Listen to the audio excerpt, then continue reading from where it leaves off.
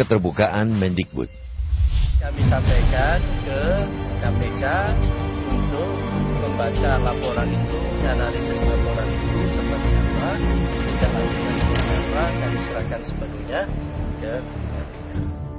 Di tengah berbagai polemik yang mendera institusinya, Menteri Pendidikan dan Kebudayaan Muhammad Nuh menunjukkan sebuah langkah positif.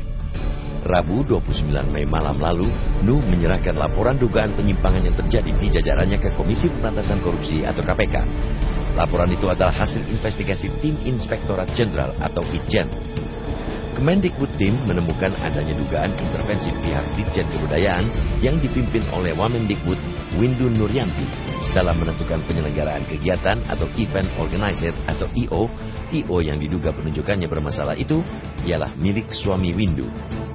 Pihak Itjen mengaku telah menyerahkan laporan investigasi sejak bulan lalu dan berbagai pihak telah mendesak penindaklanjutan kepada KPK sejak minggu lalu. Meski agak lambat, langkah Nuh tetap patut diapresiasi.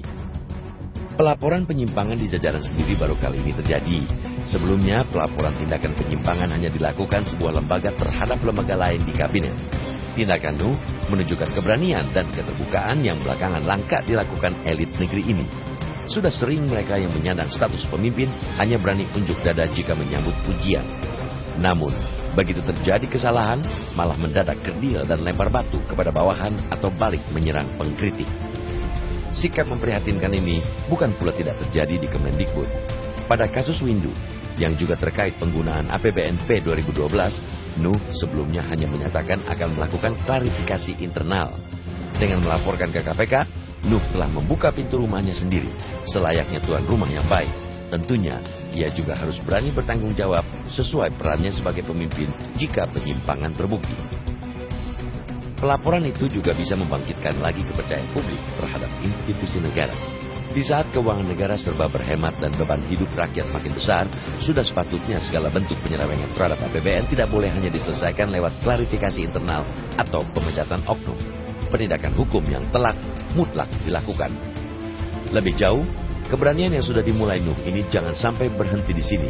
Masih banyak kasus lain di Kemendikbud yang juga butuh sikap kepemimpinan yang bukan sekadar pengaku keberhasilan.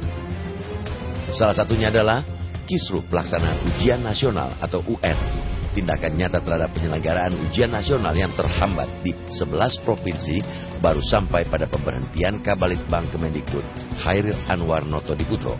Sementara laporan Itjen Kemendikbud terkait kasus tersebut belum dibuka secara transparan kepada publik. Padahal, pengungkapan semua temuan Itjen akan membantu pengusutan kasus keterlambatan dan indikasi korupsi dalam pengadaan jasa percetakan dan distribusi ujian nasional 2013. Sekali lagi, sinyalemen positif Nuh jangan sampai redup hanya pada satu kasus. Sudah saatnya sang punggawa pendidikan nasional itu menunjukkan pembelajaran yang menyeluruh di organisasinya sendiri.